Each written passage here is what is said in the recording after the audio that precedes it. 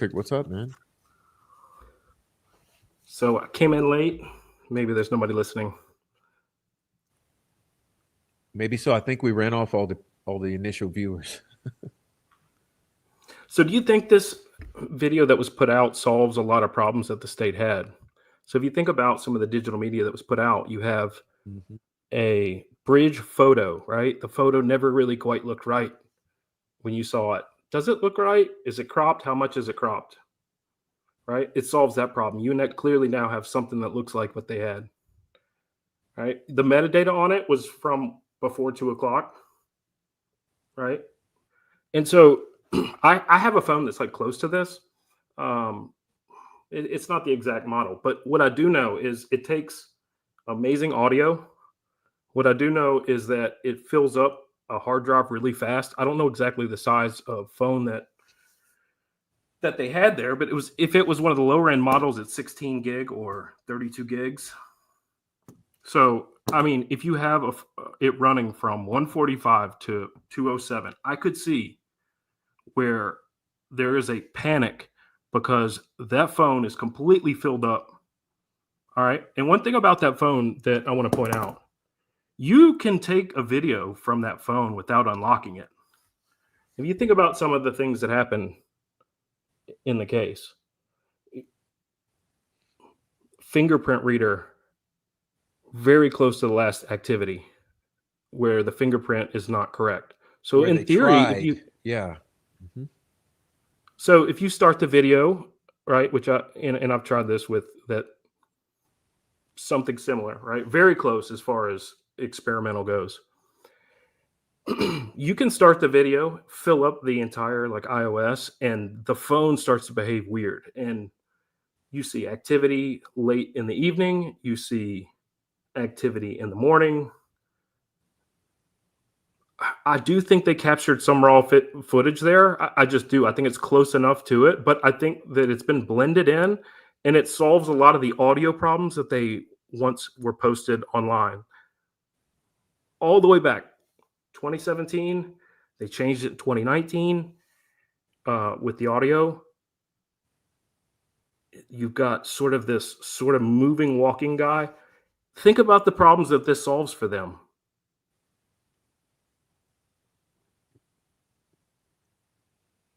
And no one has to claim it. Well, I was thinking about that, Jake. Exactly. That what if this comes from the state?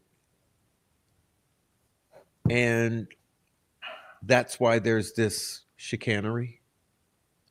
And the intention is to provide what everyone's expected all these years, but it's not what was, you know. um, I've joined the show before, so you've heard my voice before. You've heard me talk, and some of the things Mhm. that we talked about magically start to get solved through some of the leaks that come out, and that's what I think is strange about this. We talked about last time. I said if he just had a lawyer, next he did have a lawyer on the 27th. He has a lawyer, and then and the prosecutor knows it, and they hold legal proceedings. And Gold denies that even happened. That he had representation on the 27th. Mhm. So think about this. Then you get thrown into the hole within a week. You're in the hole at Westville, and you endure over a year in the hole. And when Whew. you get to trial that first day, they bring in the first round of jurors. Round one, six of them, six out of the first 12 were picked. Four women, two men. Round two, one woman added, two men added. Okay. In round two, you're already at 11 people Way too fast. Way too out fast. of 24 people. 11 are seated. The next day, alternate number one becomes the last person. After you've been in Westville, in the hole, involuntary medication, that's the only thing that they have. And so the outrage there, the problem that Rick's going to have is to me is the list of exhibits that were in the Franks memo. There is 126 different pieces of evidence. This is a document that's dated on 9/18/2023. 126 pieces of evidence. And in that one email, that sua sponte email that Judge Gold sent that says you can't have any of these third-party people, I'd say about 100 of those are now knocked off the evidence list. So if you can understand the state's motivation of not wanting to peel back that Band-Aid. Mm-hmm. You think they want to hear about these kind of questions? Mm-mm. And isn't it funny that all of those exhibits were filed under seal for that Franks memorandum? Yeah. This goes beyond forgery. This goes beyond tampering. This goes beyond obstruction and lying. This is like levels to where you're in conspiracies and this is criminalized organizations that are coming, and we can't really sit back and just watch Rick Allen just rot in prison. I would say, like, we as in, but the other part of it is this has to be looked at 1 through 126, because I think part of the community, I think part of it is going to say, I can't believe that's happening to an American citizen, and I really can vibe with that, right? Right here. The OGs, I think, really had an affinity for the first 5 years before Rick Allen was around, that it goes deeper for them. It's not really as much about all the constitutionality and the rights that were violated. I don't think that's necessarily it. And those clashes, Prof, I know your true heart is we need to find the killers of that. There is just as much energy, I think, on the other part of it that says, hey, these rights are there. Now, you can't be releasing these like unverified. Like, this is getting in the way, and it sounds a lot like a dossier that you're building up to see who is interested and to gauge public interest on it.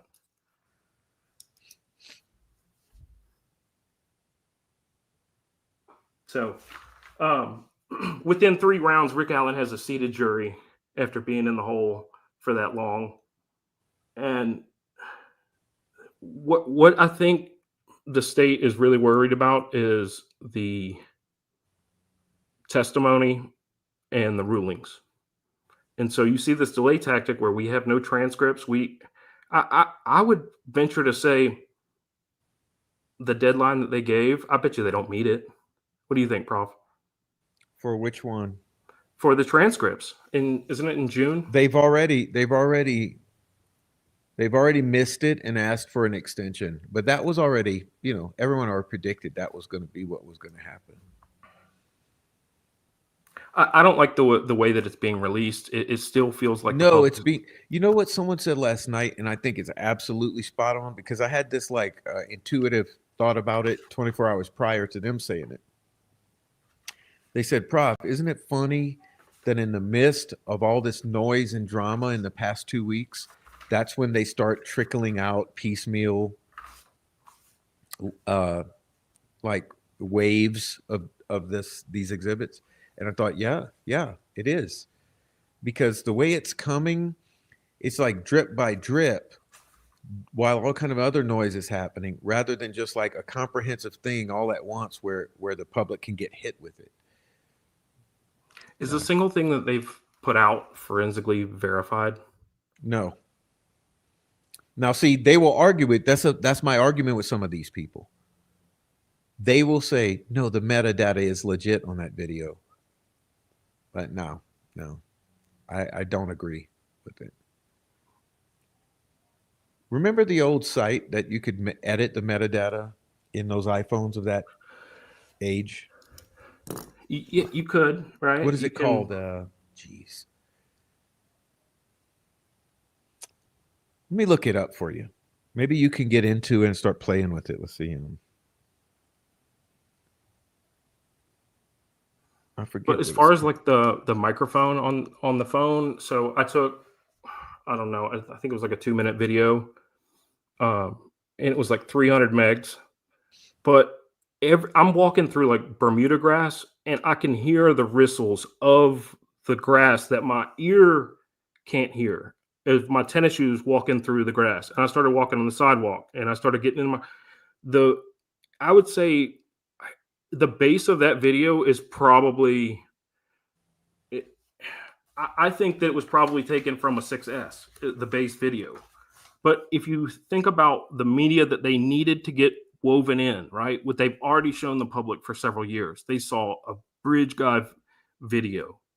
The bridge guy photo and and the audio that they came out. They had to put that into something that was 43 seconds, because the 43 seconds that was played in court was not what we are seeing from this slash transparency website from what court goers had.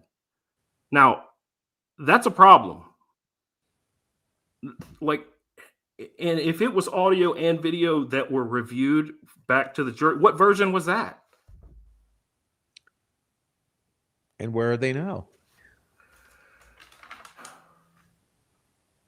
I've got a couple talking points that are probably too off limits to bring up, but what's interesting to me is that in 20 that there was at one time there was a 3D app that looked a lot like what was portrayed in here.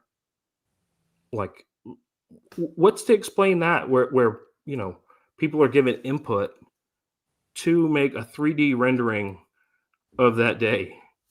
What would be the motivation for that? Yeah, I posted that on my community page. Kelsey was a big part of that. The backdoor app, or what was it called? Crime Door? Crime Door, yep. But so I think it's dishonest, and perhaps some people are compromised. I don't know, but I didn't really dig into that file other than maybe some mirror testing on, is it look, feel, and sound. So one thing I will say, the portion by which it looks like there's fabric that's going off and right before the whisper. Exactly. All right. That phone only has one camera on the top. It's on the very top tip corner of it. Okay. If you hold that phone sideways, like almost like just past your arm while you're looking in one direction. So say you're looking away from the bridge from where they were standing. You could hold just that little corner out the side of your arm, and it looks exactly like they're handing it right there. And it's almost like it was taken and recorded by which they didn't necessarily want the person to see they were recording. So you could stand completely looking like you were looking in the other direction, and you could hold that phone just past your arm in that little corner out, and you would get a lot of captured that looks like that. Now, I don't know about the person in it, looks a little off. The person in the background looks off. In the distance down, I don't get all that. And what they said, the girls were saying was not that via, So to me, the whole part of it is questionable. Why didn't it come out the night after, if you have this 43-second video?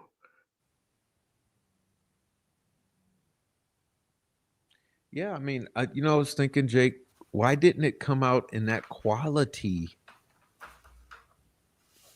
7-8 years ago?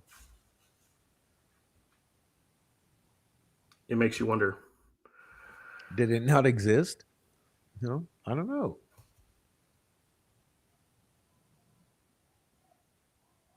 So, do you think that the state will send back thumb drives that contain the raw video of this? That's the difficult thing, man. I've been wondering about that. Will they? Honestly, Jake, what I was suspecting today I was just wondering about all this situation with this delay, and I was like, man, hold on. What if they're delaying to give themselves times, give them give themselves time to produce what they need to release? You know, like I don't mean to load them on thumb drives. I mean to create what they need to release. Exactly. Well, or at least what they showed, right? Close enough to where Mm-hmm. they What they could think show. the No, public wants to see. I think that's the big dilemma is you're going to have details of what happened with the phone. You're going to have details of testimony. I I think people are going to flip tables over when we get the transcripts. That's what I think. I think it's going to be such a black eye for the justice system in Indiana, and that's a problem. So not only you have one person out, you still don't have the crime solved.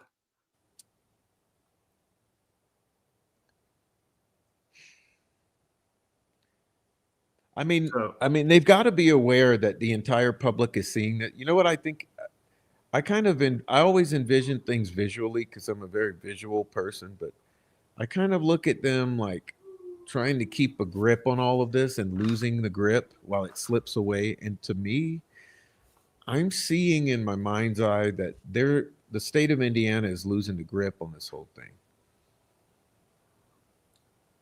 well, I think the public needs to continue to ask for the transparency, demand the transparency, and we have someone in prison right now for this evidence, and they're acting like it doesn't exist.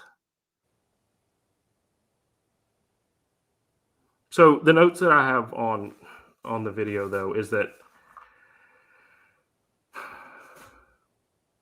in Delphi it's not from that location, right? And then the time's also wrong.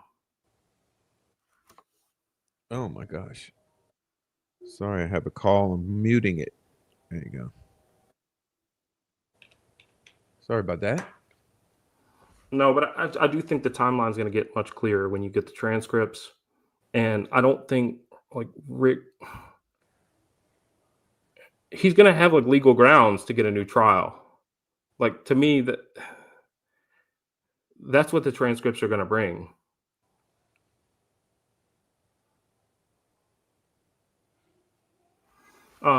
But some of the other items I had, at 1:30 on that day, at 1:30, you have testimony that Daddy-O calls. All right. So that kind of gives you start to be a like bookend. 1:30, 1:38, 49 seconds. Seconds later, phone's charging plugged in, 1:39. Right. This is when activity between 1:30 and 2:07. You have activity of Snapchat. You have an unlock, right, which could be from either one of the girls. Or someone else. No, but both of them could have unlocked it. Both of their fingers Both of their fingerprints registered. were in it. Exactly. I get what you're saying. The fingerprints were registered. Both of theirs. Yeah. In that video, you only see one girl. We don't know who any of those other people are. Mm-hmm. So there's only one of them Exactly. there and a device. Okay. One there and a device. At 2:13, it was last locked. All right. This is from like the court testimony. I have a hard time thinking that the same people that picked the pool, that held proceedings, and is now preparing the evidence is going to give us anything legit. And, you get to trial after being in the hole for over a year. And within 36 people, they have a full seated jury that's fully sequestered that we've never heard from. Nothing except for that one that came on a podcast. Look, there needs to be scrutiny there. That's what could happen to any one of us, right? It is,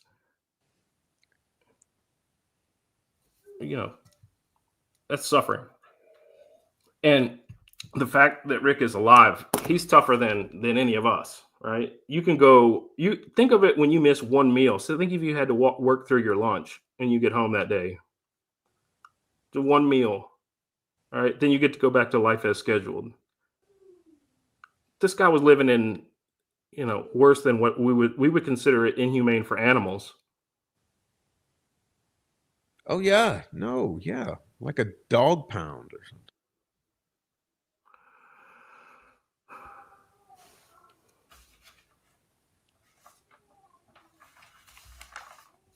So I think we need to continue to press forward for the state to produce the evidence that they convicted this man under, and we need to give it the proper scrutiny that it deserves. Because we have somebody paying for this crime right now that I think most of the general public that learns a lot of these facts doesn't really agree with. But I don't think that continuing to confuse the public, I don't think that putting these red herrings out and adding to the confusion is helpful at all to the cause. And if anything, there's quite a bit of motivation in the assigned caseloads. And I'm not saying of anything that's necessarily wrong, but there could be ties there, perception of ties there, that they're putting in work to be able to gain favor. And to me, when I read what the contract that you wrote, it did seem like they could have an eye on everything that the that his appeal attorneys would be doing, that they would have unlimited access. Now, if there's a question at all, someone with their law license, and wants to share like legal discussion, that's, I guess, okay. But I also don't think at that point you should be representing the subjects that you're gonna freely talk about. No, and I think you just hit the nail on the head as far as my theory goes. Gain favor in future endeavors, basically. It doesn't throw away. I don't. You have to be careful to attack someone's. They could have good intentions in this, and if they were offering assistance of it, but if you're a lawyer in that state, how do you not having your secretary stand at the receptionist office of who could get the evidence to say, I can't leave until we need to see this sort of thing. That's how I would if I was in that industry and in that state. I would, but there's going to be a big claim here. I think that's because civil liberties were violated. Mm-hmm. And if the state doesn't make it right to him, it'll continue.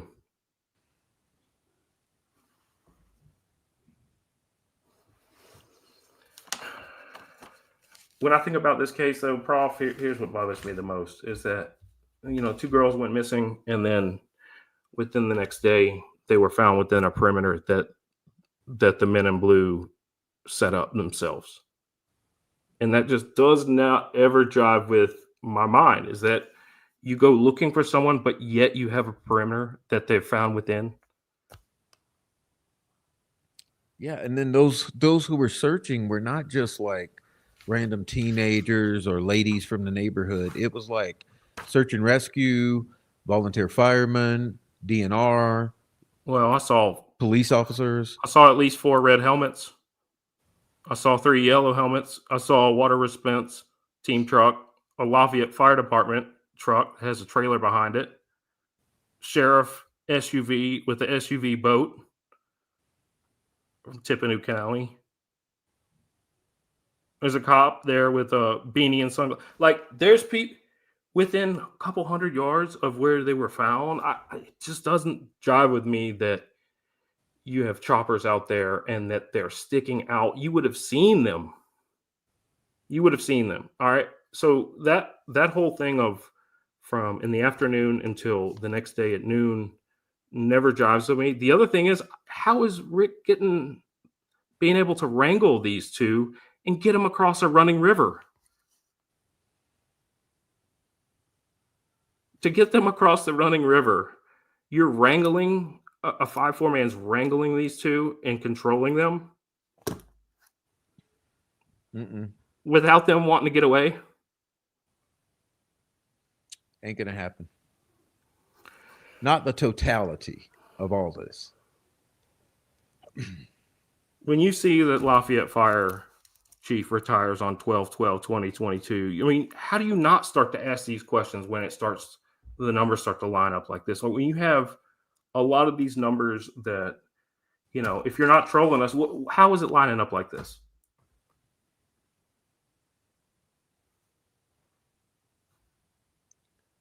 I brought up some of the location services, right? Siri was on with GPS, weather was on, Snapchat was on, and the camera was on that one device.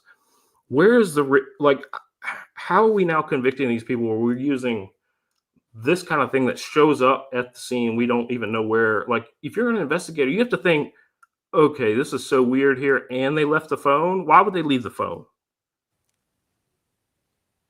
Unless it wanted to be found. You wanted it to be found. Nobody in their right mind would leave a phone under a What? body. You gotta do all that and then leave the phone? Why do the reasonable questions seem to be the ones that are not asked or acknowledged by these people? I mean, and think about it. They had to move the trial. Why would they need to move the trial? Probably because Rick handed them their prescriptions for the last 5 years, and they know he wouldn't do it. That's probably why they had to move the trial. Think about it. The guy that has to get any controlled substance, he has to write down with your license there. That's the guy, the pharmacy in town that he worked at every day.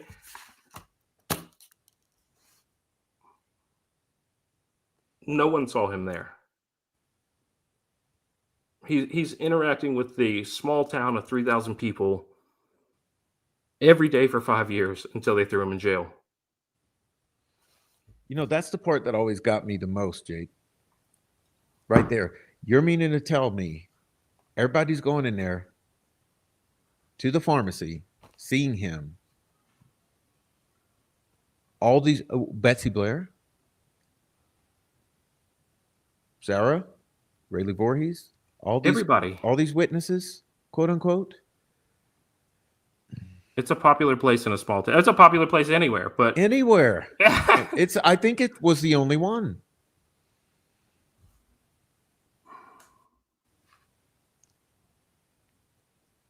So perhaps they took a device that needed B-roll, right? And then you weave the other parts in. It's still got the original metadata signatures enough.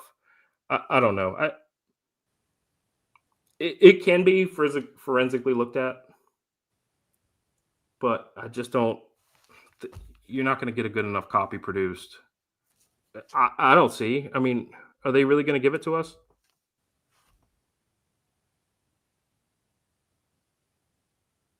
I mean, this is what I was saying about the discovery has even been sanitized.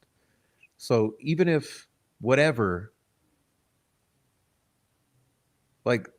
there's nothing in discovery. No, think of it. Think of like the critical photo from Abby on the bridge, right? Was found online on a Google search. That was what was admitted into court. Found online. No traces of it anywhere. Has to weave right into their timeline.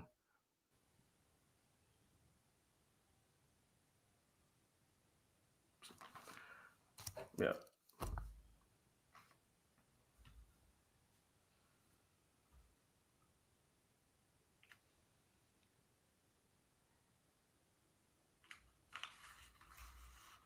Yeah, I mean, the most alarming thing, that little town,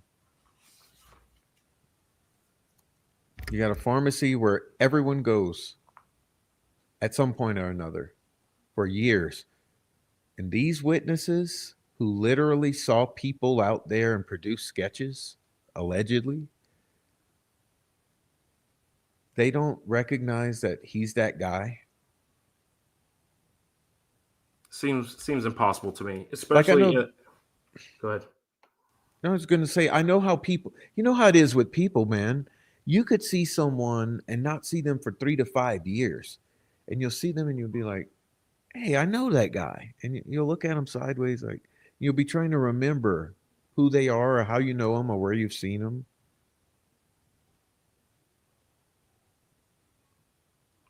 It's true.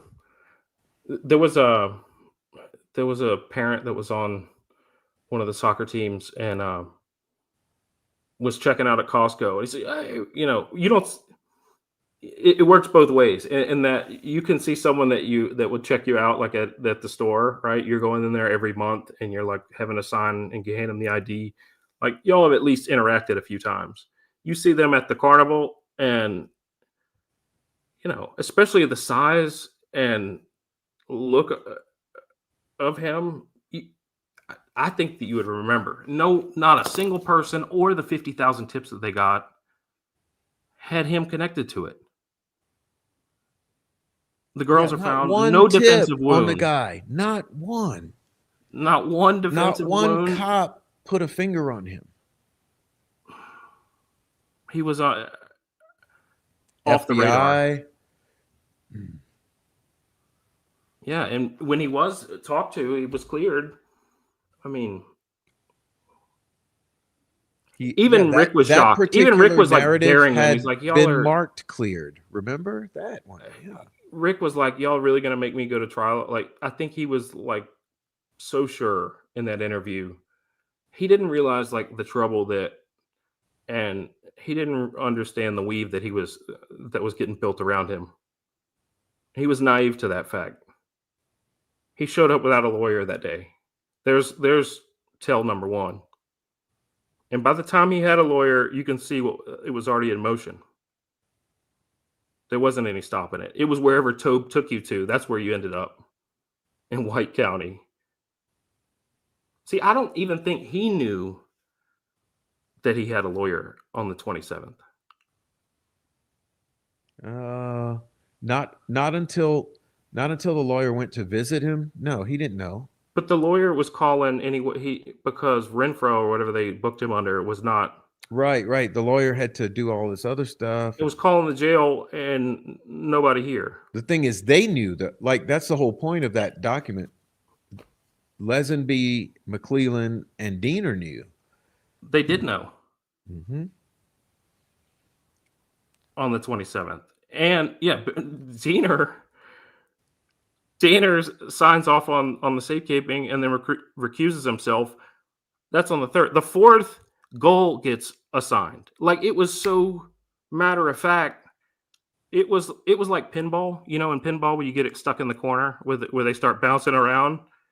It was chain reaction already set up for him. Oh yeah, right? Yeah. All right. 2nd, 3rd, 4th. Oh, now you're dealing with goal and McClellan.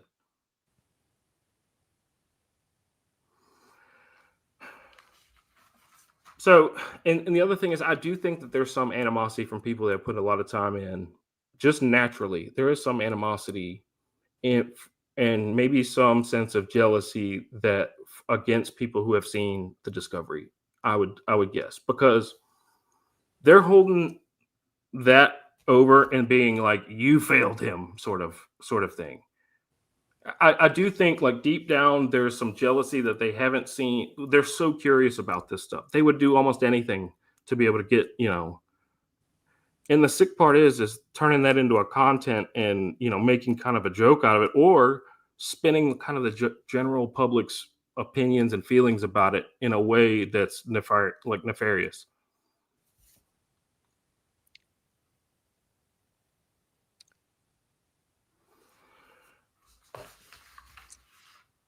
But the same state that has a pilot in March of 2022 is arresting a man months later. The pilot program was a project to allow cameras in court, and the only time you get cameras is when Gull is firing his lawyer, or he gets, not even when he gets sentenced either, right? They just got the sound. They got the her admonishment of him when she sentenced him on the 20th.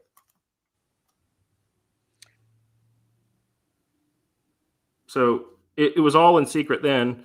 Luckily we had YouTubers, but at some point they're going to have to produce the transcripts of the court proceedings. And I think Rick's going to have more than enough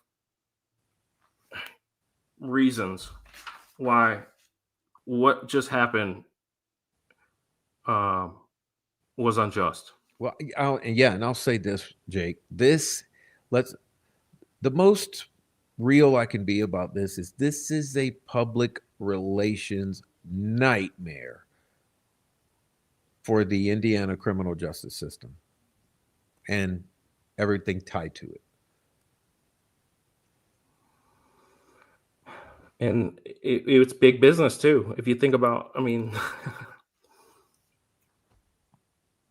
you don't think there's favors that they're dragging the wrong river for overtime for weeks on end. You don't think that like those kind of like I think they're milking it. I think everybody milked it, and I do think although maybe some of the public's defender's salary is not showing up on the books, I do think they wield a lot of power holding on to a case that's worth 4.1 million. So you can buy a lot of influence, you can buy a lot of editing, you could buy a lot of focus groups. I mean, consulting. You had to wamboozle, and you also had to recruit 12 people that would buy this. And so if you narrow that pool to either people are supporters or people at least enough in there to where you could perhaps have enough influence in it, you just have to wamboozle a couple of people. And if you think about it, they had them for months. You can get drawn into a cult in they say it's like record time for some of these people that are quite vulnerable. Like these people could be drinking the Kool-Aid and thinking they're all, getting a badge at the end of the thing. And let's be honest here, Jake, it was only 3 or 4 people. Remember that there were the 3 voting not guilty, according to this alleged juror who stepped forward. And then she said it turned to 4. And then on the next round, it turned to 0. So if there was ever a case where I thought there would be like a JNOV where the judge just says a jury, I mean, we have to overturn this because a jury couldn't possibly think that there's no doubt here. There is doubt everywhere. So, I mean, to me, that's misconduct on the judicial side. Is how are you holding these procedures and then asking somebody to be a finder of fact? There is no fact that you could really even put on Richard Allen. And so, to me, even in the most basic form, even if the rulings are all against his team, you don't have to quit, right? I mean, think about what came out from the end of the trial. You had a bunch of Ricky Davis stuff. They never picked him up from prison when he was going to come testify, right? Remember that whole, it's like waves of media stuff. Ricky Davis on the news, and then you get a video that we have questions about.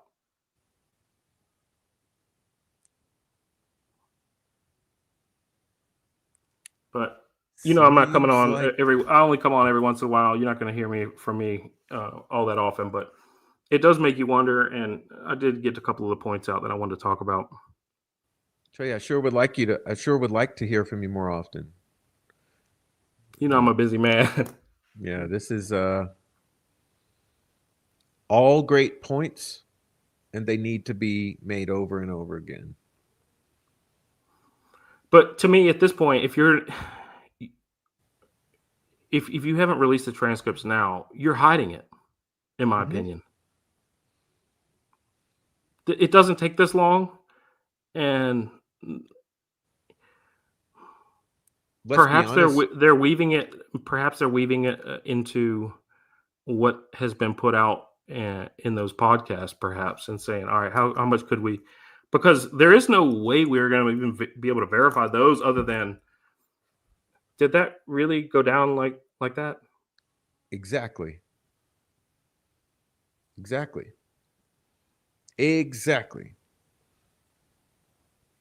And that's what I was going to say. Look, they know that every word of every transcript is going to be scrutinized perpetually on the social media.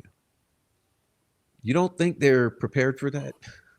And it does make you wonder how paranoid they were about having any kind of recording devices.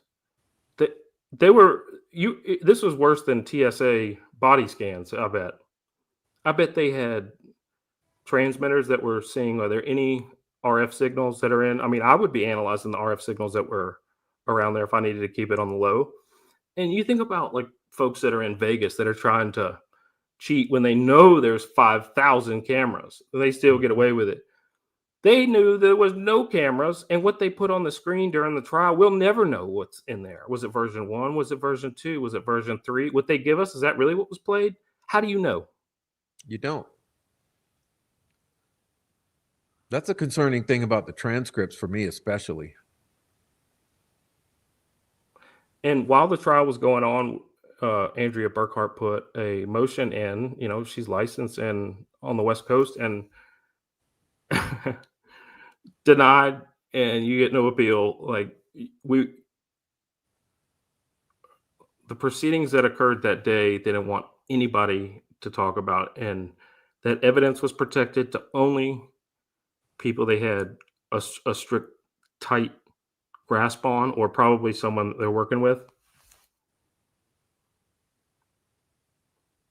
I think this is another case where the media has let us down in the fact that either they're in cahoots or they didn't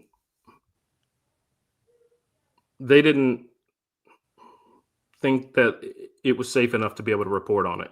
And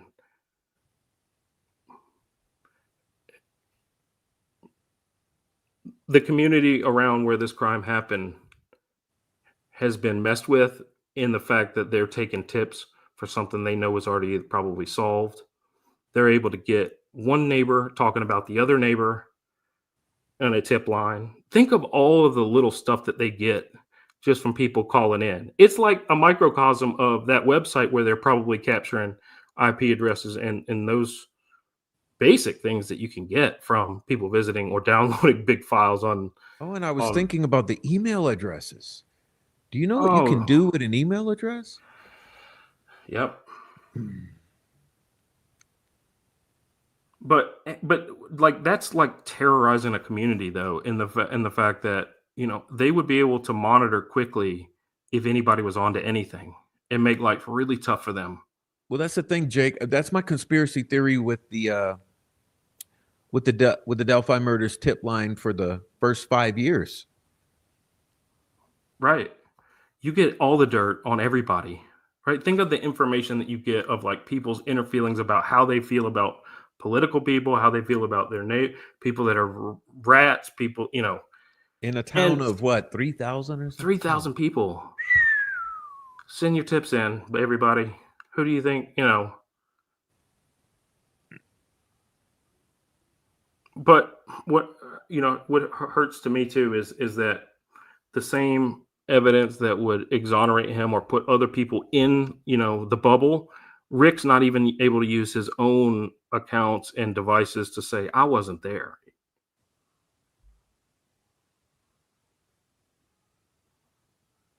And so hopefully, when this Band-Aid gets peeled off, the problem is it's going to kick up a dust storm where a lot of this information, where from the Franks memo and from other things, that Band-Aid's coming off. Like, so otherwise the crime's not going to get solved. That's the bad part. And that's what we're fighting for. Yep. Peeling that Band-Aid off. I said that to someone the other day. I called it a scab, though. I said, this is like peeling a scab off this thing and letting that sunshine hit it. Ooh. It's ugly. It's ugly. Thanks for having me on, Prof, and everybody in the chat. God bless Jake Brooks. Thanks, man. Thank you very much. What a warrior.